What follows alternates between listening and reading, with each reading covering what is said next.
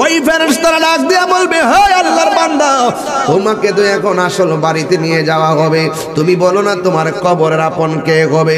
এবার ফেরেশতাদের কথা মোতাবেক ওই বেঈমান হলে সে বলবে, যারা আমার গোসল করাইতেছে তারাই আমার আপন হবে। চারজন যখন কান্দের মধ্যে লইব, এবার ফেরেশতা জিগাইব তোমার আপন কে হবে? সে বলবে, যারা আমার কান্দে লইছে তারা কবরে আপন হবে। আবার যখন তাদেরকে জানাজার ময়দানে নেওয়া হবে, ওই ময়দানে বলবে তোমার কবরের ভিতরে আপন কে হবে? সে বলবে, যারা আমার জানাজার নামাজ পড়াইতেছে তারাই আমার আপন হবে। আবার যখন জন্মের মতো কবরের মধ্যে নামাইয়া দিব গো, জিজ্ঞাসা করবি কে তোমার কবরে আপন হবে? সে বলবে, আমার কবরে যেই দুইজন নামছে এরাই হবে আমার কবরের আপন। এবার দুইজন যখন ওইটা যাইব, বাঁশগুলা যখন বিছায়া দিব, উপর দিকটা যখন সাটাইটা দিব, মিনহা খলাকনাকুম সুবহানাল্লাহ ওয়া ফিহা নুঈদুকুম বলে মাটি দিবে, ওয়া মিনহা নুখরিজুকুম বলে মাটি দিবে। এইভাবে মাটি দিয়া যখন কবর অন্ধকার কইরা ফেলাইব, ডানে মাটি বামে মাটি, উপরে মাটি নিচে মাটি, পায়ের তলায় মাটি মাথার উপরে মাটি। এরপরে ফেরেশতারা জিগাইব, এখন তোমার কবরে আপন কে? তখন বলবে, গো আল্লাহ, ঘরের মধ্যে কাঁদলো, আমার কবরে কেউ আইলো না, আমার যে জানাজা দিল আমার কবরে কেউ আইলো না, আমার গোসল দেওয়া কান্দে লইল আমার কবরে কেউ আইলো না, আমারে কবরস্থানে নামায়া এরা কেমনে বেঈমানের মতো চলে গেল। হাইরে নিষ্ঠুর পৃথিবী, এত নিষ্ঠুর যদি হবে পৃথিবী, তাইলে দুনিয়ার জন্য আমি মস্তাম না রে। আর যদি ইমানদার হইতো, ইমানদার বলবে, আমার কবর ভিতরে যিনি আপন হবে তিনি আছে সোনার মদিনা। জোরে জোরে কে আল্লাহু আকবার বলা যাবে না? ওই ইমানদাররা কবরের মধ্যে যাইবে, কবরের মধ্যে যাওয়ার পরে ফেরেশতা নামে দুইটা, আমি বলি তিনটা ফেরেশতার প্রথম ফেরেশতা আইসা ভিতরে রুহটা দিয়া যাইব এমনি। এবার এইভাবে যখন ঘুরে ঘুরে দেখবে আমি কই আইছি রে, ও আসল জায়গা দিতে আইছি। দেখেন বেঈমানরা কবরে গেলে অন্ধকার দেখে পাগল হয়ে যাবে, আর ইমানদাররা বলবে আমি জায়গা মতো আসছি, এখানে আমার মধুর মিলন হবে। এই ইমানদাররা কবরে যাওয়ার পর দুইজন ফেরেশতা কবরে নামবে, সালাম দিয়া উইঠা তার এমন করে বসাইব, বসাইয়া বলবে মার রব্বুকা, তোমার রব কে? সে বলবে রব্বি আল্লাহ। এরপরে বলবে ওয়ামা দীনুকা, তোমার ধর্ম কি? সে বলবে দীনি আল ইসলাম, আমার ধর্ম হলো ইসলাম। এরপরে বলবে ওয়ামা কুনতা তাকুলু ফি হক্কে হাযার রাজুল, এই লোকটা যে আসে তিনি সম্পর্কে তুমি কি জানতে? এবার সে বলবে তিনি হলো আমার রাহমাতুল লিল আলামিন, যিনি হলো আমার আল্লাহর সাক্ষী, যার কারণে আমরা আল্লাহরে চিনেছি, তিনি হলো রাহমাতুল লিল আলামিন, আমাদের নবী। এই কথা যেই মাত্র বলবে, ওই কবর ফেরেশতার আঙ্গুল দিয়ে দেখবে, তাকাও, তাকায়া দেখবে জাহান্নামের আগুন দাউ দাউ করে জ্বলতেছে। ইমানদারে বলবে, এ ফেরেশতারা, আমি তো তোমাদের তিনটা প্রশ্নের উত্তর দিয়েছি, আমার সামনে কেন জাহান্নামের আগুন দেখা যায়? ওই ফেরেশতারা বলবে, ও আল্লাহর বান্দা, যদি তুমি আজকে উত্তর দিতে না পারতা, ওই জাহান্নামটা যে বরাদ্দ ছিল এটা তোমারে দেখাইলাম। এবার আল্লাহ ডাক দিয়ে বলে, ফেরেশতারা রে, আমার পাগলের সাথে পাগলামি করিস না, তাড়াতাড়ি জান্নাতের ভিতরে যা, জান্নাতের ভিতর দিকে যাইয়া আমার পাগলার জন্য জান্নাতের গালি চাই না, নিচে বিছায়া দাও। যেই মাত্র নিচের মধ্যে গালিচা বিছায়া দিব, ওই জায়গার মধ্যে সে ঘুমায়া যাবে। যখন শুয়া যাবে, ওই মুহূর্তে ডান পাশ দিয়া সে তাকাবে, তাকায়া দেখবে এত বড় একটা আলো দেখা যায়। এবার জিজ্ঞাসা করবে, আলো রে, আমার কবরে কোনো দিকে ছিদ্র নাই, তুমি কেমনে আমার কবরে ঢুকলা? সে ডাক দিয়া বলবে, আমি কোন দুনিয়ার কৃত্রিম আলো নয়, আমি সূর্যের আলো নয়, আমি চাঁদের আলো নয়, আমি তোমার কবরের মধ্যে এসেছি, আমি হইলাম তোমার দুনিয়ার নেক আমল, আল্লাহ আমাকে আলো দেওয়ার জন্য কবরে পাঠাইছে। বাম পাশ দিয়ে আরেকটা আলো জ্বলতেছে, ওই আমারে তুমি চিনো না, আমি হইলাম তোমার দুনিয়ার কোরআন তেলাওয়াত। এরপরে দুই জায়গার আলো তারে আলো দিবি, কবরের মধ্যে অন্ধকার নাই। আল্লাহর পক্ষ থেকে বলবে ঘুমাও ঘুমাও, এমন ঘুম ঘুমায়া যাবে কোটি কোটি কোটি বছর ঘুমায়া থাকবে।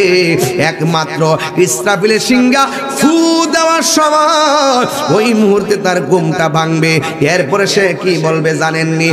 এই মাত্র ঘুমাইলাম, ক্যাডারে আমার ঘুমটা ভাঙছে, চিন্তা করছেননি? কোটি কোটি বছর এক ঘুমে চলে গেছে, ইমানদারে কোনো টের পাই নাই। দেখছেননি মেরাজে যাওয়ার সময় আমার নবী উযু কইরা গেছে, আয়েশা দেখে ওজুর পানি গড়াইতেছে, শরীয়তের দৃষ্টিতে মনে হয় যেন 5 সেকেন্ড। আবার শিকলটা লড়াইয়া গেছে, আয়েশা দেখে শিকলটা লড়তেছে, শরীয়তের ভাষায় মনে হয় 5 সেকেন্ড, কিন্তু হাকিকতে 27 বছর আল্লাহ কাটায়া নিছে, কেউ টের পায় নাই। জোরে কোন আল্লাহু আকবার। ওই কবরের ভিতরে বেঈমানদের জন্য মনে হবে একটা দিন মানে অনেক বছরের মতো, কিন্তু ইমানদাররা এক ঘুমের মধ্যে যখন কাটাইয়া দিবে, আল্লাহ বলতেছেন ওয়া মিনহা নুখরিজুকুম তারাতান উখরা। এই কবরের মধ্যে ইমানদার হোক বেঈমান হোক, একদিন ইসরাফিলের সিংহা ফু দিলে ও আখরাজাতিল আরদু আসকালাহা। এই আয়াতের তাফসীরের মধ্যে মুফাসসিরিন کرام বলতেছেন জমিন তার বোঝাগুলো বের করবে। এক তাফসীর লেখছেন স্বর্ণের বোঝা বের করবে, কয়লার বোঝা বের করবে, খনির বোঝা বের করবে। আরেক তাফসীরের মধ্যে লিখেছেন এখানে বোঝা মানে হলো কবরের লাশগুলো, নিচের লাশগুলো তারা উপরে উঠে যাবে। একটা ময়দানের দিকে সবাই হাঁকিয়ে যাবে, ওই ময়দানের নাম হলো হাসরের ময়দান। অনেকে মনে করে হাসরের মাঠটা মনে আসমানের উপরে, কেডা কইছে আসমানের উপর আপনি জানেন না? হাসরের মাঠটা হলো শাম অথবা সিরিয়ার মধ্যে, ওই জায়গার মধ্যে হাসরের মাঠ হবে। এই মাঠটা একদম তামার মাঠ হবে। ওই মাঠের উপরে আমরা উলঙ্গ অবস্থায় একজন একজন করে যাব। আগুনে যে পুরাইছে আগুন থেকে বের হয়ে যাবে, পানির মধ্যে যে ডুবতা মারা গেছে পানি থেকে বের হবে, কবরে যে ঝুকছে কবর থেকে বের হবে। এমন ভাবে তারা বের হয়ে ওই মাঠের মধ্যে যাবে। মাথার 8 বিঘা দুবরে সূর্যটা থাকবে, নিচে হলো তামার মাটি আর মাথার উপরে হলো সূর্য। ওই যখন তামার মাটি আর সূর্যের মিশ্রণে ওখানে যাবে, মাথার 8 বিঘা দুবরে সূর্য থাকবে। আল্লাহ বলতেছেন ওয়া মিনহা নুখরিজুকুম তারাতান উখরা, তোমাদেরকে কবর থেকে বের করে হাসরের ময়দানে নেওয়া হবে। উখরা মানে হলো শেষ বিচারের দিন, আখিরাত মানে মৃত্যুর পরিবর্তে জীবন। উখরা মানে হলো শেষ দিবসের দিন। আয়েশা সিদ্দিকা ডাক দিয়ে কয় নবী গো, উলঙ্গ অবস্থায় একটা ময়দানে গেলে তাইলে একজন আরেকজনের দেখবো। আমার নবী বলে আয়েশা না না, একজন আরেকজনের দেখবে না রে, কবর থেকে উঠানোর সময় গাটটা বাঁকা কইরা দিব, মাথার 8 বিঘা উপরে সূর্যটা থাকবো, মাথার খুলিটা সেকেন্ডে উইরা যাইব।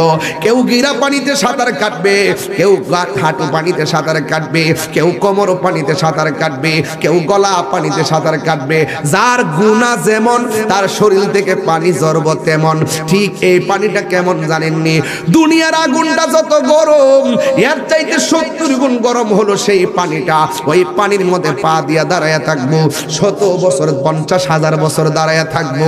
একদিন না 2 দিন না, ওই দিনগুলো আমাদের দিনের মতন না, 50,000 বছর দাঁড়ায়া থাকবে। মাথার উপরে সূর্য থাকবে। এমন কোন নবী নাই, আল্লাহরে বলবে আল্লাহ বিচার কাজটা শুরু করো। একমাত্র একজন আল্লাহরে বলবে আল্লাহ বিচার কাজটা শুরু করো। যার কথার দ্বারা হাসরের ময়দানে বিচার কাজ শুরু হবে তিনি হলো রহমাতুল লিল আলামিন। ওই ময়দানে দাঁড়ায় থাকবে। এবার দেখেন পোল্ট্রি মুরগি মেশিনের ভিতরে দিলে যেমন করে পাখনাগুলো খুলে যায়, গরম পানির মধ্যে হাঁসটা ফেললে যেমন করে পাখাগুলো খুলে যায়, এমন ভাবে বডির গোশতগুলো হাড্ডি থেকে আলাদা হয়ে যাবে, কঙ্কাল হয়ে দাঁড়ায় যাবেন। মার সামনে দিয়ে ছেলে যাবে, সন্তানকে পরিচয় দিবে না, মা সন্তানের পরিচয় দিবে না। সবার জবানে একটা মাত্র স্লোগান নাফসি নাফসি নাফসি বলে কাঁদবে। এবার আল্লাহর কাছে এক শ্রেণীর বান্দারা বলবে আল্লাহ আমরা তো আযাব সহ্য হয় না, ওইলি ইয়েস অথবা নট, দুজকে দাও নাইলে জাহান্নামে দাও, এই গরম পানি আর সহ্য হয় না। আল্লাহ ডাক দিয়ে কয় ও ফেরেশতারা, এই বান্দা আমলনামা নিতে চায়, তার বাম হাতটারে বুকের ভিতরে ঢুকাইয়া দিবে, ওই পিছন দিকটা বের করে, পিছন দিকটা বের করবে। বলবে আল্লাহ গরম পানির মধ্যে দাঁড়া করে রাখছো, পেটের ভিতর দিকে হাতটা ঢুকাইয়া দিছো, তুমি আমার আমলনামা দাও, পিছন দিক দিয়ে আমলনামা দিব। এবার বান্দার বলবো আল্লাহ কষ্ট করে হাত ঢুকাইছে অসুবিধা নাই, কিন্তু আমি তো মুখ দিয়ে চোখে দেখি না। আল্লাহ বলে ফেরেশতারে গাটটারে বাইঙ্গা পিছন দিতে গাটটা ঘুরাইয়া দে, গাটটারে বাইঙ্গা দিব, পিছন দিকে তাকিয়ে দেখবো হাতের মধ্যে জান্নাতের টিকিট না, হাতের মধ্যে জাহান্নামের টিকিট দিয়ে দিছে। এমন ভাবে হাসরের মাঠটা ভয়াবহ হয়ে যাবে রে, হাসরের মাঠটা ভয়াবহ হয়ে যাবে। ও বন্ধু, এমন ভাবে যার যার ইয়া নাফসি বলে কাঁদবি। আমার নবী, আপনার নবী বলেন হাসরের ময়দানে 7 প্রকারের মানুষকে আমার আল্লাহ আরশে আজিমের নিচে ছায়া দিবে। এর মধ্যে 1 নম্বর হলো আদেল, মানে হলো ন্যায় বিচারক। 2 নম্বর হলো দানশীল ব্যক্তি। আজকে যে মাহফিলে দান করেছেন, আপনি মনে করবেন না আপনার লস হয়েছে, আপনি কিন্তু হাসরের মাঠে স্থান পেয়ে গেছেন। আমার নবী বলেন যারা দান করবে, দানশীল ব্যক্তিগুলোকে আমার আল্লাহ আরশে আজিমের নিচে ছায়া দিয়ে দিবে। 3 নম্বর হলো যে এই ছেলেটা আজান শুনলে ঘরে মন বসে না, আজান শুনলে বাজারে মন বসে না, মসজিদে যাইবার লাগা পাগল হয়ে যায়। যে এই ছেলেটা ওই জিকির শুনলে পাগল হয়ে যায়, নামাজের জন্য দিবানা হয়ে যায়। আমার দেশে এমন কিছু মুরব্বী আছে, ফজর আজান দিলে আর ঘুমায় না, কম্বলটা ঢিল মাইরা ফালাইয়া শালটা গায়ের মধ্যে দিয়া পুষ্করির পানি দিয়া উজু কইরা তেত্তারায় হাইটটা মসজিদে চইলা যায়। চাষি গাই এখন জান কয় মসজিদে যাই, কয় কেন? কয় মসজিদে গিয়া বইয়া থাকলে মনে বড় শান্তি লাগে, এমন ভাবে মসজিদে চলে যায়। আমার নবী বলে ও পৃথিবীর মানুষ, যারা মসজিদের প্রতি যার মনটা ঝুঁকে আছে, ঘর ভালো লাগে না, মসজিদ ভালো লাগে, বাজার ভালো লাগে না, মসজিদ ভালো লাগে, এই মানুষটির জন্য আমার আল্লাহ নিজে আরশে আজিমের ছায়া দিবে। এরপরে 4 নম্বর কোনটা জানেননি? 4 নম্বর হলো যৌবনকালে যারা ইবাদত বেশি, ও যুবকের দল পায়ের মধ্যে বইলা দিয়া যায়। এই সময়টা বড় দামি। মুরব্বী বয়সে ভালো করে সেজদা করতে পারে না, রুকু করতে পারে না, শরীরটা দুর্বল হয়ে যায়। এই মুহূর্তে তোমরা যারা সুন্দর করে রুকু সেজদা করবা, আমার নবী, আপনার নবী বলেন এই সমস্ত মানুষের জন্য আমার আল্লাহ রাব্বুল আলামিন আরশে আজিমের ছায়া দিয়ে দিবে। এই হলো 4 নম্বর। 5 নম্বর কি জানেননি? ওই যারা গুনার সুযোগ আছে, গুনাহ করে না।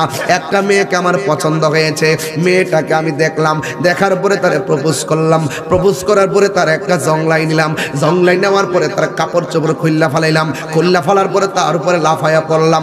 ওই মুহূর্তে মেয়েটা বলতেছে বাইরে তুমি আমার নষ্ট করবা, আমারে তুমি ইউজ করবা, তুমি আল্লাহরে ডরাও। কিন্তু ওই মুহূর্তে ছেলেটা মেয়ের উপর থেকে দাঁড়ায় গেছে, গায়ের মধ্যে মেয়েটার জামা পরাইয়া দিছে, যেখান থেকে আনছে সেখানে তারে পৌঁছাইয়া দিছে।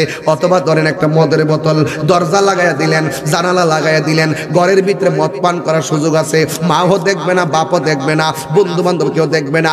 মদের বোতলটা খুললা ডাইরেক্ট মদটা খাইতে গেছেন, হঠাৎ করে মনে হয়ে গেছে আমার আল্লাহ তো আমারে দেখতেছে, আমি কেমনে মদটা পান করবো। এই চিন্তা ভাবনা করে যারা গুনার কাজ ছাইরা দেয়, যে আল্লাহ দেখতেছে, জিনার কাজ ছাইরা দেয় আল্লাহ দেখতেছে, মদের কাজ ছাইরা দেয় আল্লাহ দেখতেছে, চুরির কাজ ছাইরা দেয় আল্লাহ দেখতেছে। আমার নবী, আপনার নবী বলেন যাদের গুনাহ করার সুযোগ আছে এরপরও গুনাহ করে না, ওই সমস্ত ব্যক্তিদের জন্য আমার আল্লাহ রাব্বুল আলামিন আরশে আজিমের নিচে ছায়া দিয়ে দিবে। জোরে জোরে কি সুবহানাল্লাহ বলা যাবে না? এরপরে কোনটা জানেননি? এরপরে হলো আমি আপনাকে ভালোবাসবো নবীর জন্য, আমি আপনাকে ভালোবাসবো আল্লাহর জন্য। আমি যদি সুদ খাইতাম, গাঞ্জা খাইতাম, আমার দাওয়াত করতেন। আমি নবীর শান গাই, আমারে ভালোবাসেন, আপনারা নবীর শান শুনেন, আমি আপনাদেরকে ভালোবাসি। এই যে ভালোবাসাবাসি ফাঁকা যাবে না, এই ভালোবাসাবাসির কারণে আমরা ওলি আল্লাহকে ভালোবাসি, ওলি আল্লাহর নবীকে ভালোবাসে। আপনারা আমাকে ভালোবাসেন, আমি নবীরে ভালোবাসি, আপনারা নবীকে ভালোবাসেন, তাই আমি আপনাদেরকে ভালোবাসি। এই যে আমার নবী বলেন আল্লাহর জন্য যারা একজন আরেকজনকে ভালোবাসে, নবীর জন্য একজন আরেকজনকে ভালোবাসে, আমার আল্লাহ তাদের জন্য আরশে আজিমের নিচে ছায়া দান করে দিবে। চিৎকার মেরে গে আল্লাহু আকবার বলা যাবে না?